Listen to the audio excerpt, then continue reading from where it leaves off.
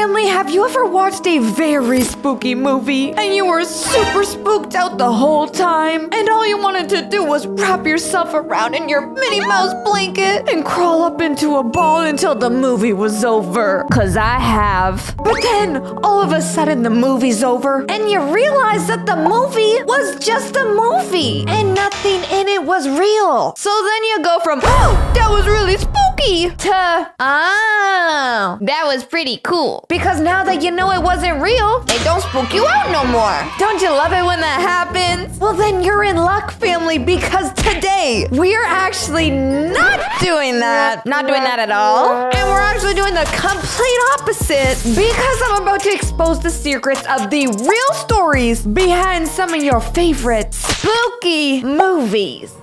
I'm talking Annabelle, Pennywise, and Coraline in the button world. Mommy, I don't want buttons for eyes. Before we start today's video, I need you all to smash that like button only if you do not want buttons for your own eyes. Cause if you don't smash like, the button world be coming for you too. Also, if you want to be a part of the True family members, go follow me on Instagram right here. Cause I want to chat with you, duh. First up, we got the movie It. You know, the one with Pennywise, that ugly, scary clown. That one. It. Oh! Okay, I'm done already. It. Why is he dancing like that? Somebody get this dude on a Dance Dance Revolution board because he ain't shaking correctly. In August 2017, before the screening of the horror movie It, professional clowns in many countries of the world called to ban the film.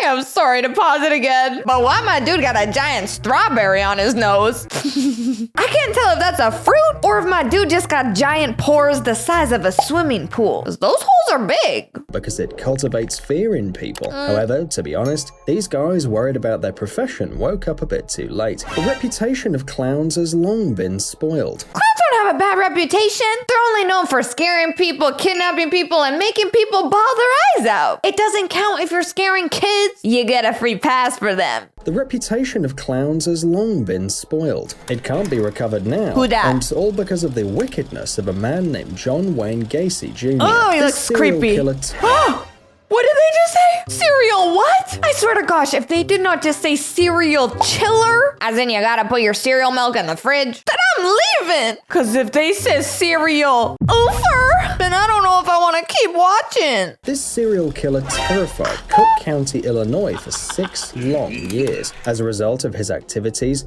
33 people were killed, and everyone remembers John as the clown killer. What's the best way to gain a person's trust? Introduce yourself as a friendly, funny clown, of course.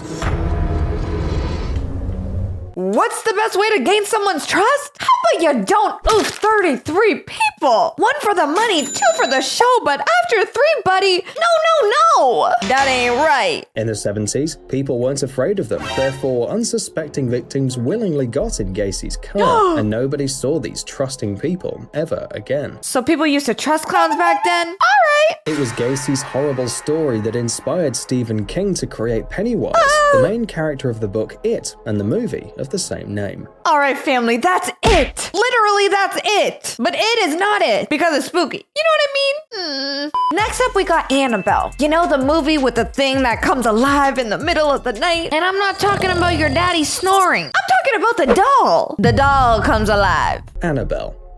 In the 70s, a girl named Donna received a Raggedy Ann doll for her birthday, and she couldn't even imagine what a gift she was presented with. Of course, she was happy at first. Despite the fact that she was in her 20s, she did love dolls. Well, there you go, our first problem. You're 20 years old and still like dolls? That's like being 20 years old and still having a Minnie Mouse blanket. Oh, hold on. This is kind of awkward. One day, Donna woke up and found a note on the floor next to the doll which said, "Help me." Donna and her roommate decided that someone was sneaking into their house at night. They put scotch tape on the door and placed the rug in a special way to check. Oh, that's actually really smart. You put scotch tape over the door so when somebody opens the door, they won't notice anything different. But when you go and check the next day, you'll see if you had any unwanted visitors in your house that you didn't know about or that didn't want to be seen. Ugh. But the rug stayed in the same position, the scotch tape didn't move, and the cryptic notes continued to appear. Soon, inexplicable sounds could be heard too. Something strange was clearly happening in the apartment. Something strange in the apartment, eh? I wonder what it could be. Or who it could be. Annabelle.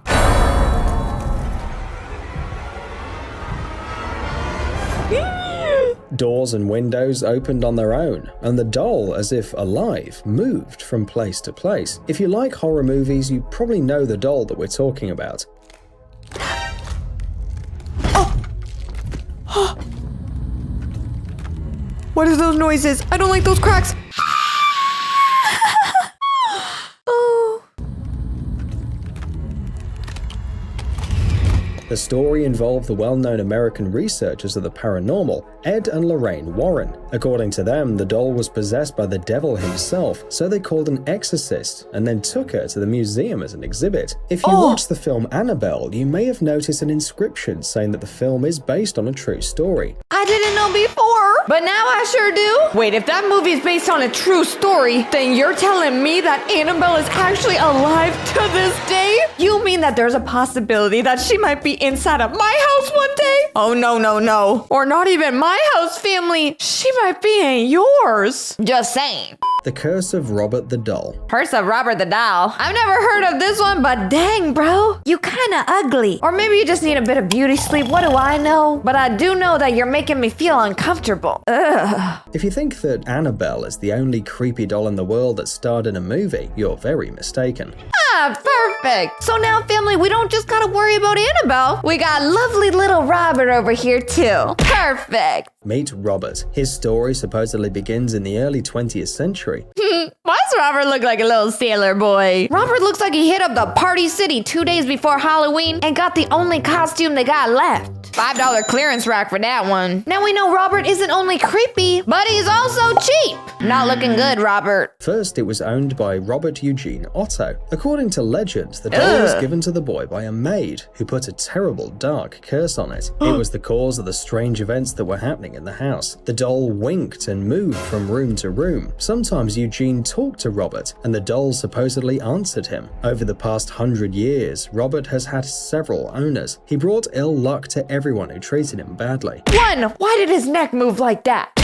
I kind of have to side with Robert on this one. If he was getting moved around from owner to owner to owner, I'd be pissed too. It's like moving around from Airbnb to Airbnb your whole life. I'm just trying to pick a spot and set up shop, you know? Today, the doll is at the Martello Gallery Key West Art and Historical Museum. Anyone who takes a picture of Robert without asking permission is cursed. That is why the museum receives dozens of letters every day, in which visitors apologize for their incivility and ask Robert to take their curse off of them. Oh man, looks like Robert don't play. Y'all thought he was joking when he said no pictures? Oh, you were wrong. Robert says sure, take a pic of me all you want, but just know it doesn't come without no consequences. What are the consequences, you might ask? Just wait and see. You're gonna be surprised, and not in a good way. And last up, family, we got Coraline. You know, the one where the girl finds a secret door in her house and behind it lies a whole new world? But that world isn't a good world. Oh, no, no, no. That world has a life very similar of her own, except in that life, they want to rip out her eyeballs and put buttons there instead. Not a good look. This one is actually shown in a Draw My Life style, so hopefully it'll be less spooky. Or maybe not. They explain here the real story that Coraline is supposed to be based off of. In that town lived an old lady with her little granddaughter. Is that supposed to be Coraline? They lived all alone since the parents of the little girl died in a terrible fire.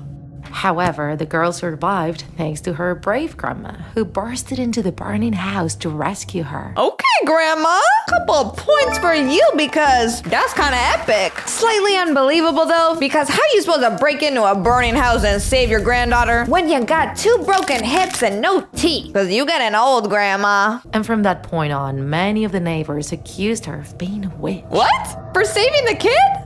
However, after that terrible event, the grandma wouldn't allow her granddaughter to get out of the house for any reason.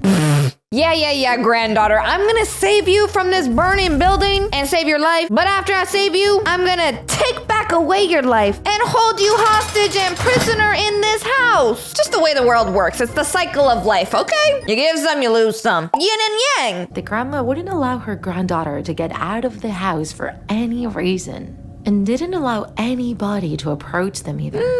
Why? The neighbors could only tell that they were alive thanks to the shadows that could be seen through the windows and nothing else. What the heck? People in the town would call her Evil Mother since she wouldn't allow the little girl to go out to play or even breathe some fresh air. The mystery which surrounded that house has sparked the curiosity of many, especially among young people. I don't think it was just the mystery that surrounded that house. I think it was also the stank. You're telling me they're supposed to stay in that house forever and never go out and get some soap, towels, toilet paper? Ugh, y'all are nasty. Cause I'm pretty sure they didn't have Amazon Prime back then. No one-day shipping for you. And among them was Neil Gaiman.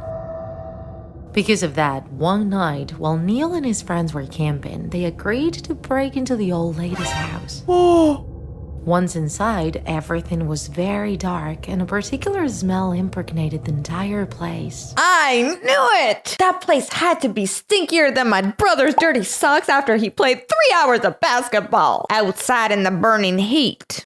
A mix between humidity and muck. They also found some little girl clothes, so it seemed that it was true that the old woman's granddaughter lived there. Okay. The house was pretty small, so they didn't take long to find the room of the girl, who they calculated to be around 10 years old in that moment. However, to their surprise, there was no bed in that room, but a crib. A crib? For a 10-year-old? Grandma, I get you don't leave the house and all and money might be tight, but I think if it's anyone who needs a crib out of you two, it should be you. Cause you so old you could break at any moment. We gotta lock you up before you crack. However, to their surprise, there was no bed in that room, but a crib.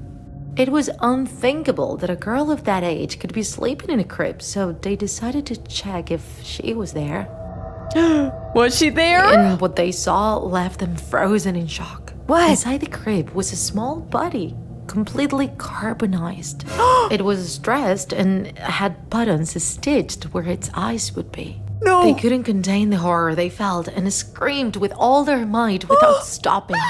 No. This resulted in more of the neighbors coming into the house, who then called the police after witnessing such a disturbing scene. No, family, I don't want to believe it. If they found that body as a baby, then that means the girl never got to grow up. And if they found it carbonized, then does that mean that the grandma never even saved her from the fire? Cause the girl was already oofed? All she did was remove an already oofed body outside of a burning house and move it into a different house. Okay, this is getting twisted.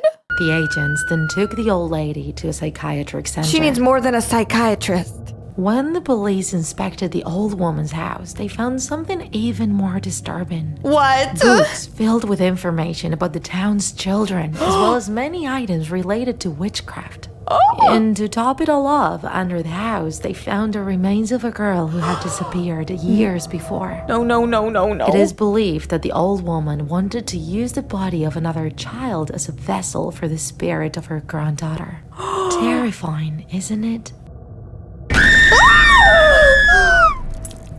As if we were not already scared enough, they had to throw in that jump scare too, didn't ya? I think my heart stopped beating for a solid 2 seconds. That ain't cool. So I guess it turned out the grandma never ended up saving her granddaughter, but she kept her in her house because she wanted to bring her back to life through another child's body? And maybe that's why she put the buttons on her eyes, cause her old eyes were as smushed up as a smushed strawberry on the side of the road. And I guess looking at buttons is better than seeing that. Ugh. But anyways, family, that is all of the true stories of Coraline and other movies that I have for you today. If you got spooked or if you like this video, smash that like button. And if you want to join our amazing family, all you gotta do is hit that subscribe button, turn on all post notifications, and then you won't miss any of our videos. Also, don't forget to go follow me on my Instagram right here so I can talk with you after the video. I love you all so much, family. And I'll see you all in the next video.